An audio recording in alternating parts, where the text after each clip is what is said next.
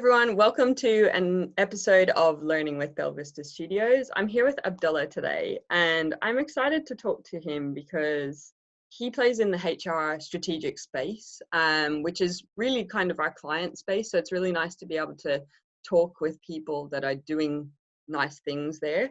And I want to recognize you because what I love where I came across you is on Instagram, and you share things from your world. But what I think you do really well is you're very thoughtful about your posts, and what you're doing is, or what I observe you doing is kind of learning something yourself, and then you almost process and digest the post and to learn yourself the new skills or the new concept, and then help obviously everyone else that follows you through that. So I've found them really thoughtful and helped me learn. So thank you for doing that. The first thing, Thank you. the first thing I want to ask you, because to me that's kind of critical thinking skills.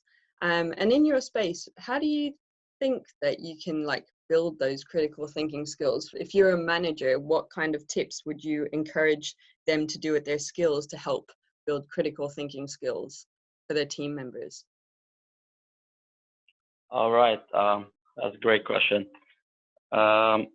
Well, first of all, you have to be, I believe, curious about the field that you're in, and curiosity actually builds a knowledge. So, as you said before, you start by Googling things and start learn about it, and you get more into the field deeper. And by the time you absorb all these knowledge, you get, a holistic picture of the subject. And by that, you get actually the things to put it in structured way. And once you have it in your brain and you want to teach it to others, you get easily, you can put it easily in a post or a content. Yeah. And okay, so this is something that's intriguing me in the workplace. And it sounds like you found it because I guess we know that, purpose is really important for workers to be motivated at work. And there's a lot of talk out there at the moment about mindset and finding your purpose and why you do things, finding your passion. And I think a lot of people can, well, actually it's kind of hard. It's just experimentation, and it takes time. But in the workplace, when we talk about purpose, and I know some of the questions that I really love that you had in a post was, how can I make the most through my contribution? And how can I be compelled to make a difference? So for me, those questions are asked by people that they are like you. They love what they're doing. They're really interested. So therefore they go and be curious. What kind of things can a manager do to help uncover what that contribution or that purpose might be for a team member? What can they say to discover it and then help them contribute more so that they do actually enjoy what they're doing or see something beyond and have an impact, and therefore those curiosity and what you've just described will come naturally through that? Yes. Well, I would say that solving critical problems contribute a lot to the business and actually bring more value as a person. Well, and for solving problems, you should be also knowledgeable about your field, and I think that you need to contribute with needs to also reflect on your function, on your position, on your industry at the same time. Well, also it's very important that you love what you do, because it takes a lot of effort and passion to face all the challenges, because one challenge and you can stop by the first one. So you need to keep going. You need to you don't have to give up on the first challenge, and that's how you actually reach a level where your contribution is valuable. Yeah. Do you think what kind of things can a manager ask or say to help communicate that to an employee? Because I think it does come down to communication, helping them understand how they contribute, the impact that they have, the bigger picture, that it's not just their siloed task. Are there things that you would encourage people from your perspective to say or do with their teams to help communicate that, and also to extract and find out what is important to this individual that I'm talking to now, so that I can help paint that picture so that they have the purpose as well in their role? Okay, I see. Well, you can say that also the manager needs to understand the people he's working with, Mm, and and and vice versa. The member needs to understand his manager or her manager. So if we build this kind of good relationship, we find that there's a lot of transparency and that can help in this part, and where the manager can actually find really what his team member is good at doing, yeah, um, and he's skillful, or he has the competencies to do exactly what the job needs, and at the same time he does what he loves or what he likes. So this yeah. is a very important part in business, and especially in human resource. How did you find, because you're interested in this stuff, I can tell, and it comes naturally for you by the sounds of it, to just love what you do. But how did you get there? Because you probably didn't, Um, you weren't born and wanting to be in HR, I'm guessing. yeah, going back in time, I mean, like when I was in school days, let's say, I always liked to be part of groups and trying to be leading let's say, the class in any activities, or coming up with an activity that can actually help more build a team build up activity. Mm, And later, I joined also the Red Cross and back home. yeah, And Red Cross actually taught me a lot of things. They taught me how to deal with people from all the backgrounds, different backgrounds, and to contribute or give value without expectation. Also, yeah, like especially when you deal with when you do activities to orphans, when you do charities and all of this stuff, you find uh, there's something interesting in when dealing with people. And human is a complex, complicated actually. You can say species. We are complicated, and then by that actually I was interested more into like neuroscience, understanding more the human behavior, and since then I felt that I can actually uh, solve problems, especially when it comes to humans, with dealing with other humans. And this is where actually I was more interested in the human resource. that's cool. So it sounds like for people, if they want to find their kind of purpose and passion in the workplace, they should look like, from your journey, and I also relate, so this kind of summarizes both of our journeys, is looking for clues throughout life, even going back to young school years, to teenage school years, to early career, because there are patterns and trends and things. Like I used to like playing teachers in school, and I used to like coach English or teach English to one of the kids on the street. So there are clues. So looking for those things that you're always drawn to throughout life, and then experiment, because there's obviously a wide world of kind of things that you can do, but then you start to, as you experiment, you go, oh, it's not quite that, it's more this, and you sort of chip away and get closer to what it is. And then it's about, then you do get into a career where you are purposeful and passionate about it, and you can have a better contribution, your morale is better, you're contributing better to the organization, the customers that they serve and stuff. One thing I'd love to know, this is something just on a personal level that I'm working on, but I really love that you learnt this through the Red Cross. How do you give value without expectation in return? Okay, I see.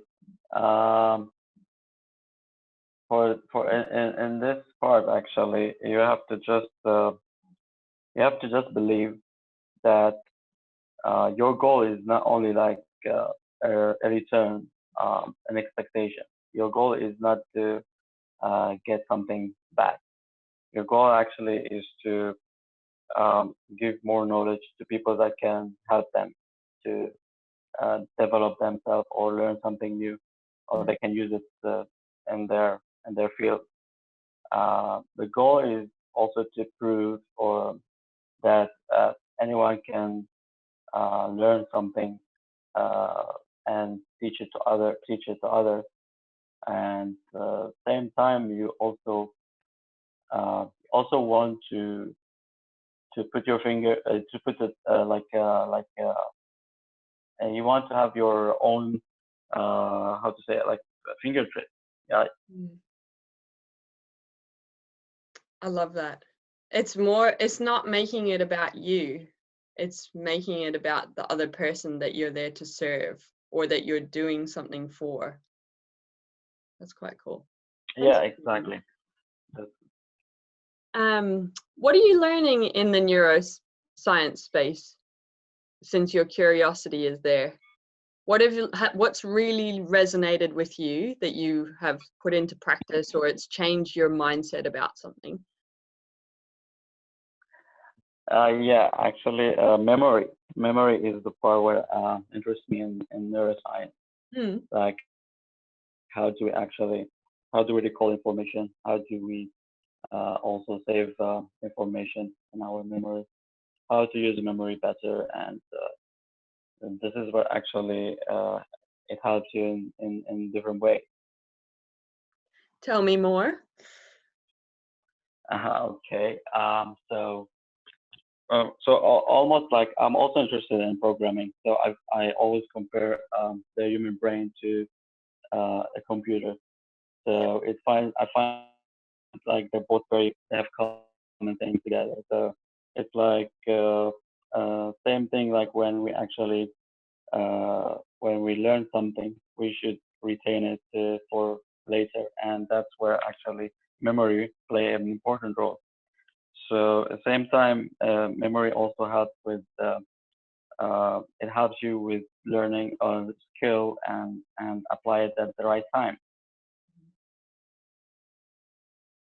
And because my understanding is like we've got the forgetting curve. So you basically get told something or train something and then woo, it's gone. And you have to almost have it repeated to you, and each time you retain a little bit more. When you think about maybe training programs that you've delivered or initiatives that you've put into place at work, how have you tried to consider that the memory of your workers so that you can make them change behavior? Uh-huh. Yeah, the visual part also is very important in this and the memory thing. Mm, So as much as you use like images and you try, let's okay, so say, all the senses um, for the person, for the learner. So you try to enforce an information and his memory. mm, So by using like images, the audio, and trying to also make it short, because our memory is very has a short attention. So it has to be short, and you also try to do assessments. Assessments also make sure that the information was learned mm-hmm. and also kept in the memory of the person, of the learner. Yeah, that's cool. What what's under your kind of portfolio because you are like, I guess there's strategic human resources, and then a lot of like there'd be like, what do you call them, like advisors or business partners. How would you distinguish the roles in an organization? Let's say that when you become strategic, you have more insights about the business, and you've been there. You understand the culture, Mm-hmm. and you can say also that you kind of have learned and experienced a lot of theoretical methods when implementing things. Mm-hmm. Um, um, so you reach a level where you apply these skills and this knowledge and this experience in the right let's say at the right time and for the right problem. Yeah. At the same time, when you're dealing with other things, operational day-to-day activities, you can say that other functions in HR play this role. They do the daily activities. They do other stuff such as the payroll, such as compensation. Yeah. They're all linked together, and they're all actually you have to go through them, by the way, so until you reach like a strategic role. Mm. Uh, you have to be in first in talent acquisition.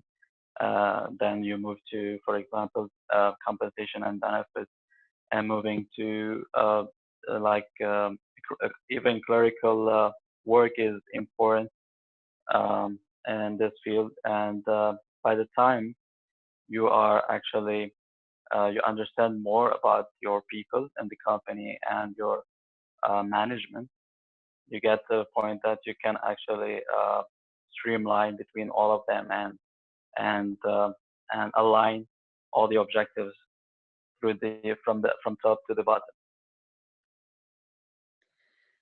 As you were explaining that, I've just kind of had an insight. And it's really cool because one thing that I observe is that managers really struggle to move into a strategic place.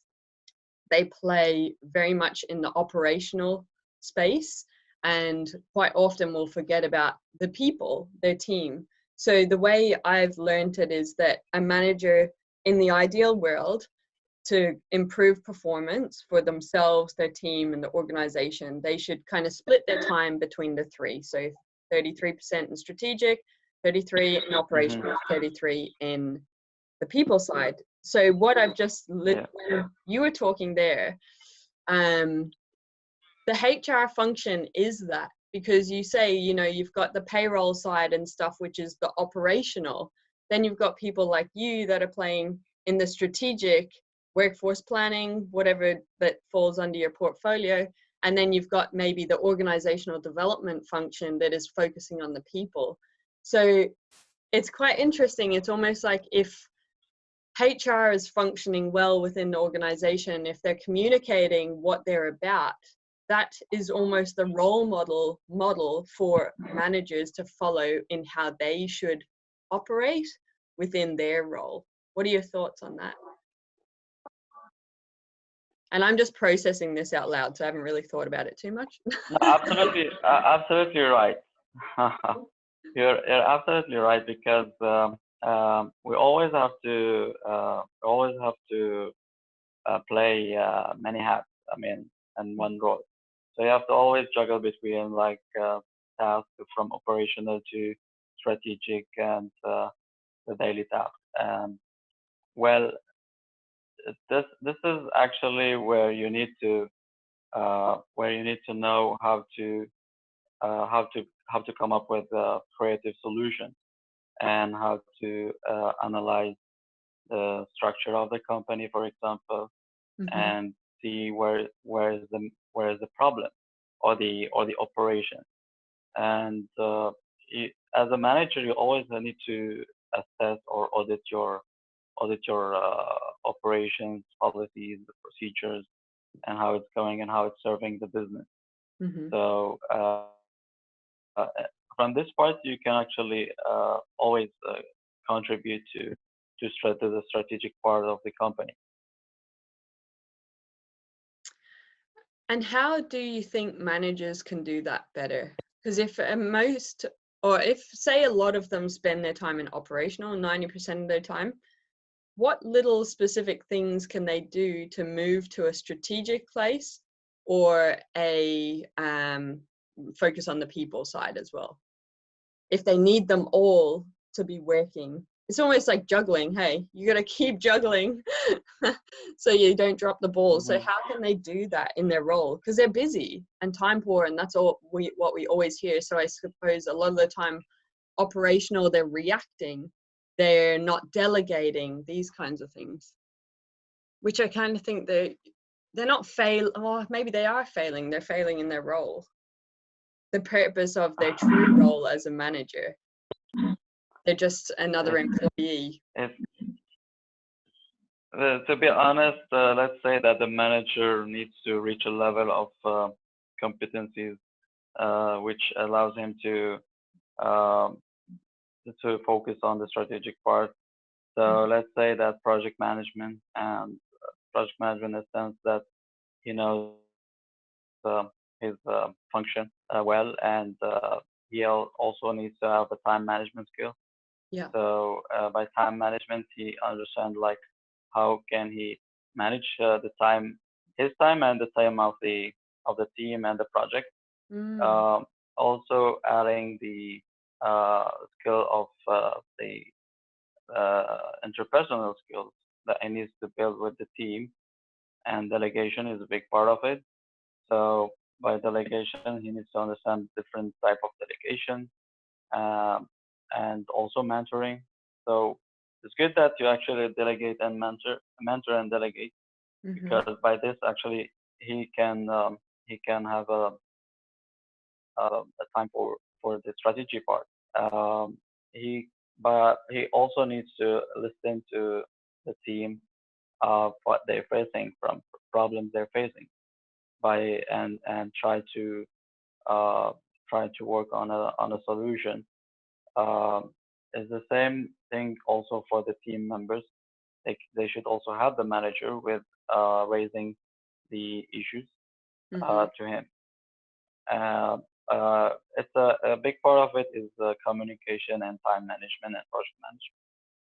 So if the three of these actually are doing okay with, so the manager is in a good position to work strategically.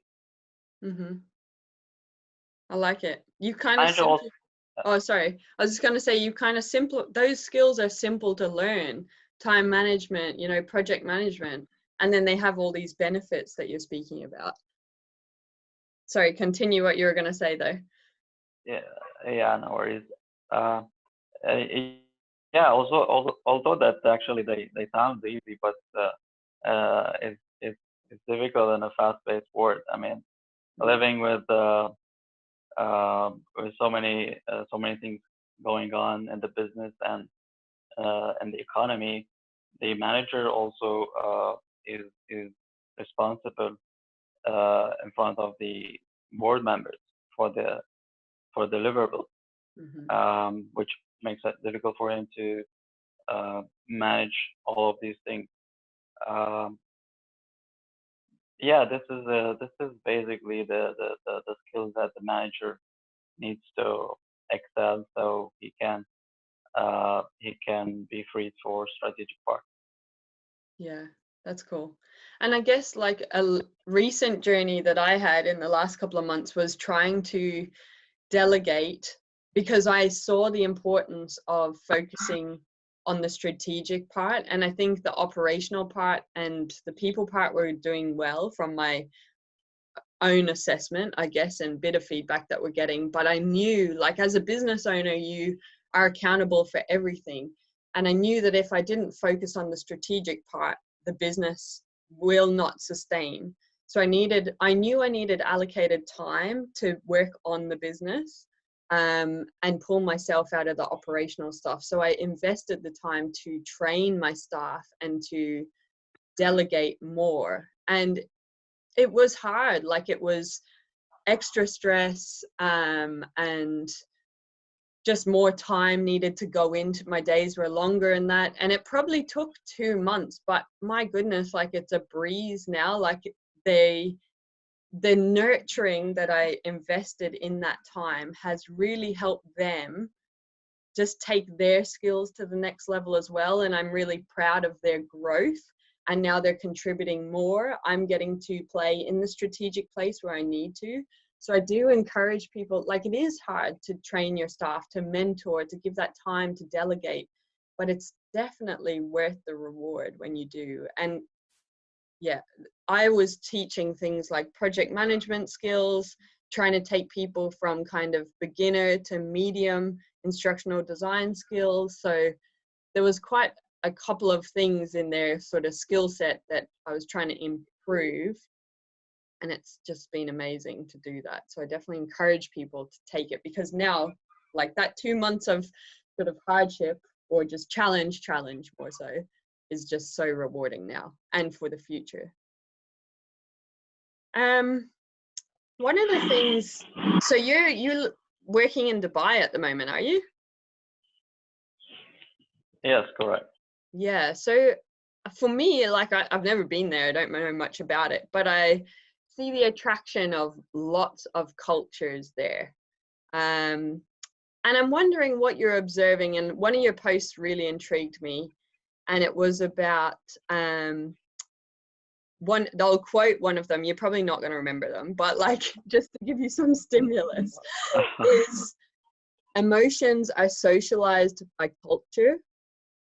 And the other thing was the difference between ambition and achievement in motivation from different cultures. So I'm curious to learn more about what you observe about cultures in the workplace and how we can motivate each individual or individual culture within a workplace. What are your thoughts?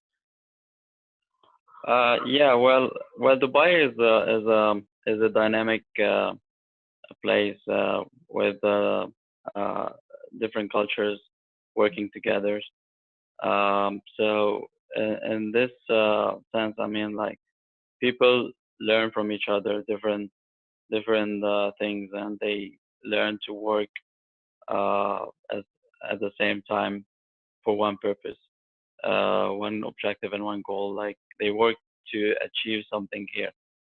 Um, so I believe that motivation comes from the environment that you prepare and the company, which actually have its own culture, which put everyone on one culture, under one culture. By doing this, people needs to feel they belong to this culture, and basically they get influence and they start to change certain behavior. So they get motivated to deliver what the culture is asking them to. And also people here are ambitious, or very ambitious. I mean, like this is Dubai. This is the culture here.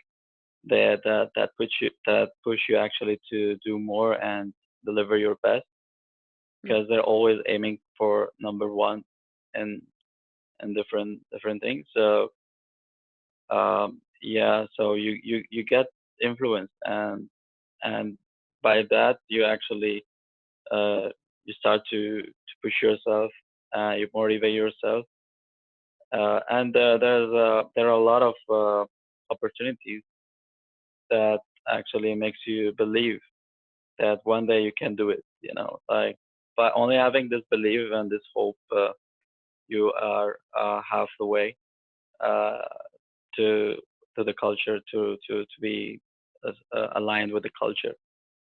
So that's in general. Mm. What about, so, okay, that's really interesting. I'm so intrigued now.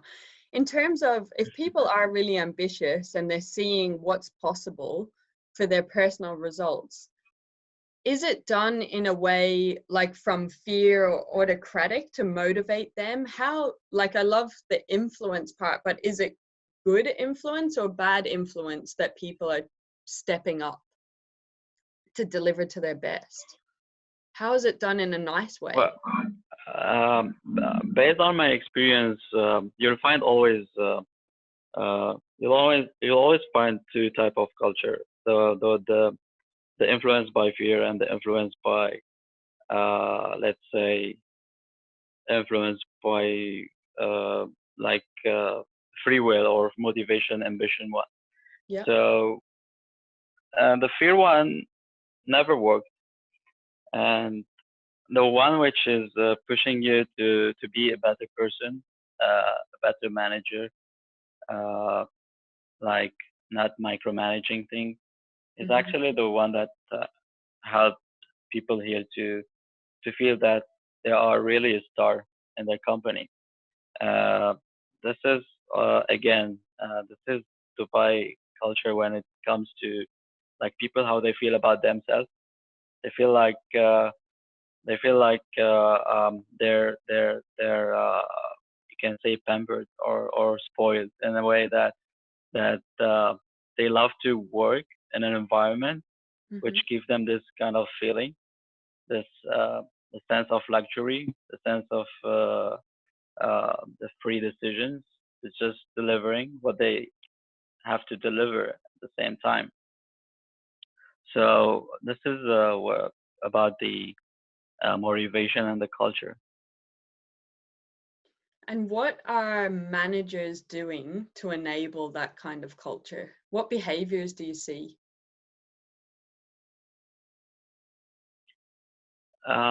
Yeah, that the manager play an important role in this, of course, and they they basically need to listen, as I mentioned. They need to listen to their people, and they need to I need to ask them what kind of task they like to do, and at the same time try to help them with challenges, so they can actually reduce this tension in the work and make sure that they deliver the objectives.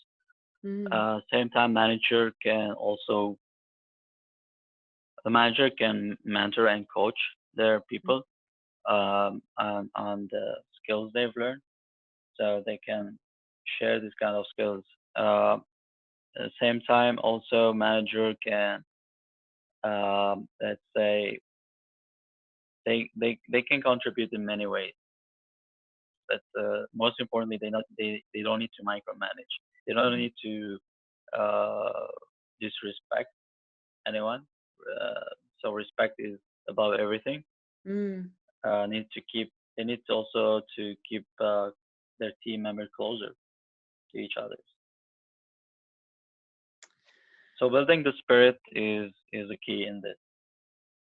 That's really cool. Because I think I observe a lot of employees with the clients that we're working with here in Australia is that they, Maslow's hierarchy of needs. Are you aware of that? Yeah, yeah, Yeah, yeah. Of I course. think they play, employees are more, I could be, this is my observation and my experience, but are down more at the lower levels with the safety needs. I just need to get paid so I can pay my bills and that kind of stuff. But it sounds like you guys over there have a culture that is more self-actualized or closer to that, which is really, really awesome that you have that.